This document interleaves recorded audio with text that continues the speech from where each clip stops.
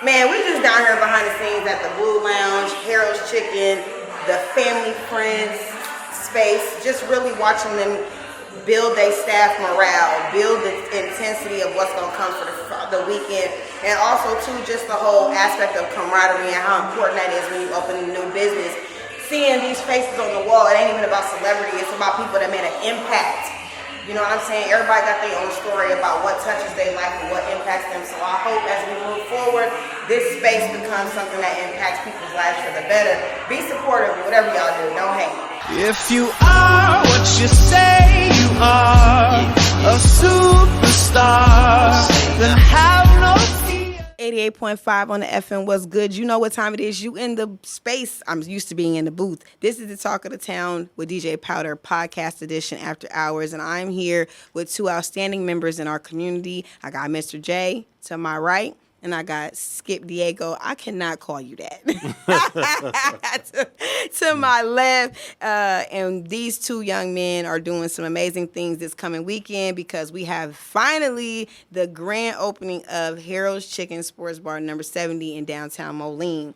Mr. J, you got so many different titles, but I want to tell the people a little bit about you. You're a TEDx speaker. Yes. You have Fruitful Management, which is a financial guidance company that does way more than that, correct? Correct. You deal with strategy, clarification of goals, Yes. getting people on the right track with their credit scores and things of that lovely nature. But you also have recently dabbled a little bit in fix it, flip it property. Yes, I have. That's really awesome for you. And even though you have some footing and grounding here in the QC, you are a Chicago native, Yes. correct? That's wonderful. And something about you, too, that I think is profound is you have a very strong faith foundation. I do. Yeah. I really a do. lot of the things that you're doing and inspired to do, you have faith as a basis. So I applaud you for that. Thank you. You know, to each his own, but definitely that's important. And then one of your partners in a lot of the things that you're doing just as a friend too. You got Skip here, and Skip, you're a multifaceted individual too. You know, here in the QC, thank you. We know you for, I call you Mr. Promoter because I feel like you really have a different elegance about the way that you promote. You stick with a lot of the R&B things, the comedy shows, something for the more mature crowd to Right, gravitate yeah, towards. most definitely. But also you're a father and recently a granddad. Congratulations. Yeah, a proud son and a fisherman. Yeah, big I fisher. tell Yeah. you. Yeah. Sure, A yeah, most fisherman. definitely. Yes, an animal lover. Yeah. You got the dogs. Yeah. And then recently you became IHSA certified. You're a football coach as Yep, well. yep. And the list goes on. And I think it's fair to say that you both advocate for entrepreneur spirit. Most definitely. Whether it's through your fruitful management and for yourself, I see you getting out and supporting so many different types of businesses and owners of business and doing a lot of most things. definitely. So that advocacy that you all are doing, you need to be applauded and thanked for doing that. Thank you. Because Thank I mean, it's a big endeavor and it's a necessity Yes. when you're young and motivated to have that going on. But here today we're talking about the grand opening, Harold's Chicken. I'm going to tell you a little bit about my understanding and my history with Harold's Chicken. So we used to travel all the way to Chicago with my pops back in the day. And the main thing we would do as soon as we got in town before we went to Jewtown was we would go get Harold's Chicken. Yeah. Yes, and so we would go up there for shopping, and I don't know if it's appropriate to say Jewtown in 2025, but that's what it was. We used to go up there and go shop and go eat. So to hear about this, like literally in my life, 30 years later, that we're going to have our own here in the Quad Cities. I think people don't know how big of a deal that is. really is. Big deal. It is a big deal because it takes a lot of work to even get not approved, so to speak, but to become a part of this chain, correct? Now, is it considered a chain or a franchise? I don't know the difference.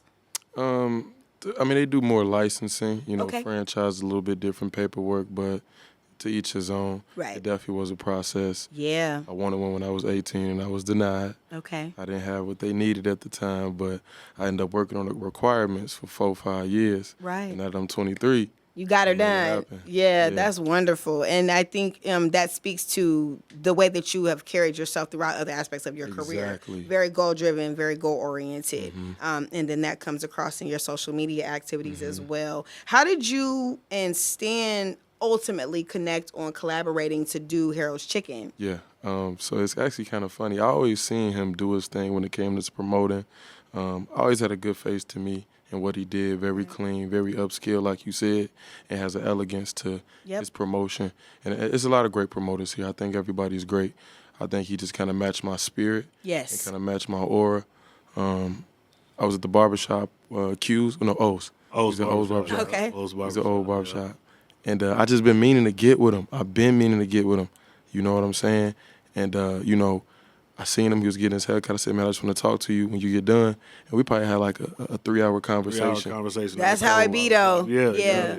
3-hour conversation, Nicole, and I told him some of my visions and inspirations that I had for the QC, and they kind of aligned with his vision. Right. And I feel like we can come together and make this happen, not in the QC, but for the QC. Most definitely. Do you think, and this is just one of those, I'm a bird's eye view outside looking in, being that he was a little bit younger than you, was it ever any hesitation or doubt on your part that this was something you could do with someone who's a few years younger than your senior? Not. Like, Okay. I've been to his like mentorships and all this and that, and me knowing like how he carries himself. He doesn't carry himself as his age. Like he's 23. Definitely years old. not. He's Right. like I'm 38, so he matches up there with me. You know what I'm saying? I Like do. so, a lot of guys his age ain't mentally strong as him, ain't focused as him, don't have the vision as him. So it was perfect for me. So Yeah, I feel like I've that. learned a lot from him. Like Yeah, you know that's they right. say you can't teach an old dog new tricks. You but absolutely can. Most definitely you can. So Yeah. But I kind of think like that- thrive off each other. Like you know. Does that speak probably to the entrepreneur in you too, though? Because I think as an entrepreneur, you're also a constant learner.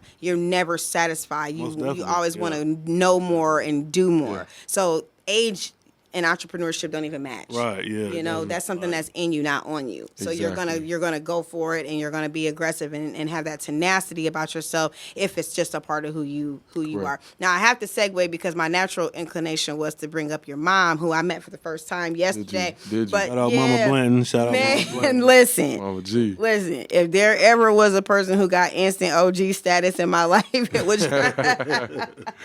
your mom, because not only did she come at me like, who is you and who you here with, but it wasn't in a way where I felt unwelcome. It was more of a, let's make sure you're taken care of because I Yes. see you by yourself. What are you doing here? Who are you with? And then our energy just instantly, we Yeah. just started talking about the possibilities and what is going on. And me being a media agent and kind of getting back into this, I felt, of course, it's my phone.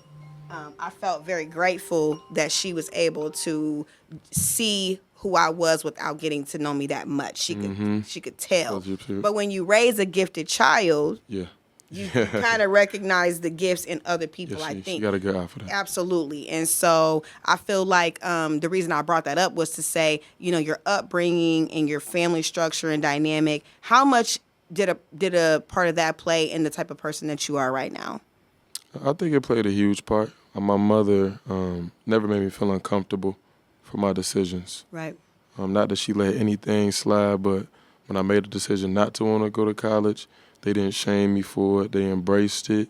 And one of the main things she said, whatever you do, just do it 100%. Right. I'm going to support you in whatever you do. Yeah. And I think that's what it was. She gave me that platform to be comfortable and do you, experience life. Because we all, that's our first time living life. So we all figuring it out.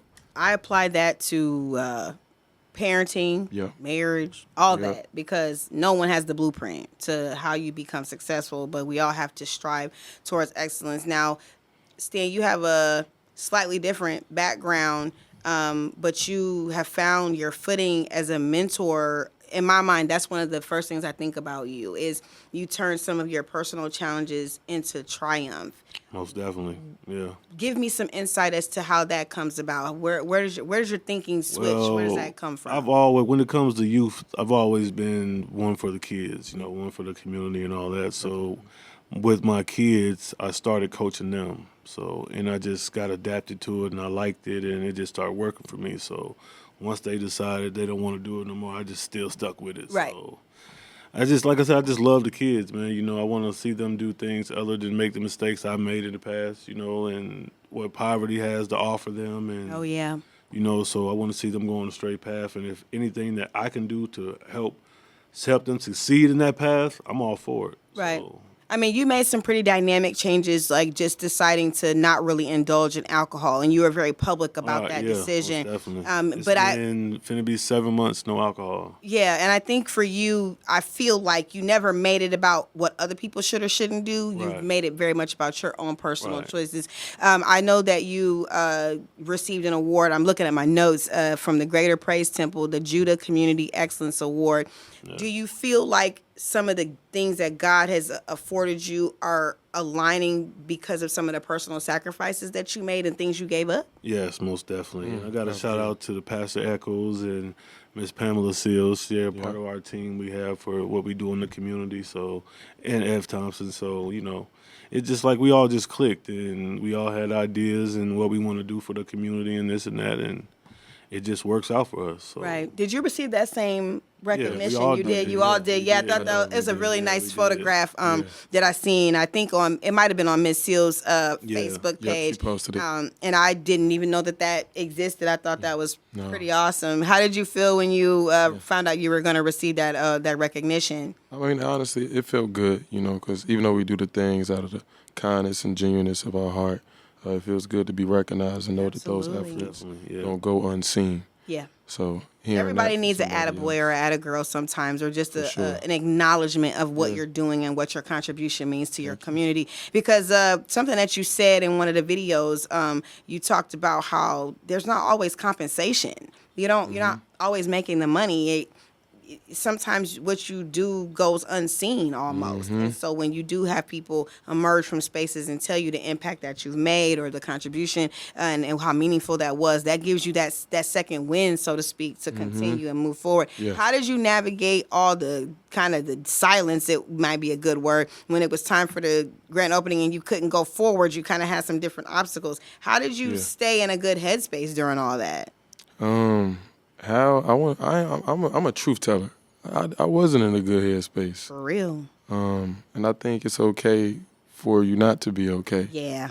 I think people try and fight that, but I'm not. It's just not everybody's business because, I got to stay strong because I represent not just me, but our people Yeah. and everybody watching how I'm going to handle situations with the city. They with want you to pop people. off on the city. Yeah, that's what they want. Which is terrible idea, but We not doing that. We better than that, and I was taught better. So, honestly, I believe what I endured this journey is true character building, and that's when you figure out who you really are when things don't go your way, when time get delayed, when you ain't getting no money, when the door shuts and you being told no. That's the real you. Everybody feel good when you getting told yes, money coming in. You're going to say yes, you're going to be happy. right. So I believe that people seen my real character come out this whole time, and I stayed the same. Yeah, Stan, you're definitely not a yes man. I don't think you No. align yourself with. No, I'm I think definitely that not a you've yes been man, pretty yeah. transparent about the Yeah. fact that you don't even enjoy that type of energy around you. So when you were enduring these similar challenges with him and just kind of seeing how things were going, what was your contribution? What was your voice of reason in that situation? Just stay strong, man. It's gonna work out for us. I mean, it's challenges everything you do. Like I tell him, like, hey, it's just another obstacle we gotta get over. You know what I'm saying? That's It's gonna exactly work what out. he say. Yeah. It's gonna work out. If it don't work out right now, it's gonna work out later. So we just kept calling each other. Like we talk almost every day. Every day. Right. Like brothers. Like Yep. so, he Skip, you all right? Jay, you all right? Like, what's going on with this? What's going on with that? Like, we always into each other's lives. Like, Right. So when he's telling me, like, man, it's this, it's that, I'm just like, man, bro, it's just another obstacle.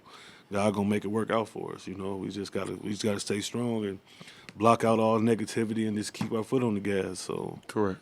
Now, what makes Harold's Chicken Sports Bar number 70 special amongst all the other Harold's that exist out there? I know my opinion on that, but I want you to tell me yours. My personal opinion, number one, in the Midwest, we don't have any sit-down versions of the Harold's Chicken brand. Just being as though they're usually in urban areas, kind of got to move a little faster, got to watch over your shoulder. Can't even sit in the I park. know, right? Yeah. That's it's an amenity, definitely for our people in the Midwest. So Atlanta got it, Hollywood got it, Charlotte got it. Why couldn't at least the state Right. of where it started at have that same amenity? they didn't believe our people deserved it. You know what I'm saying? I feel like they was gonna come mess it up. I was the one that's willing to take that chance. You know, I'm a leader, so we're gonna see how it goes. And I believe the people want it. I believe they're gonna take care of it. But they deserve this experience. They deserve to actually sit still and enjoy that experience of Harold's Chicken with somebody. So at the end of the day, I believe that we all speak the same language, which is good food.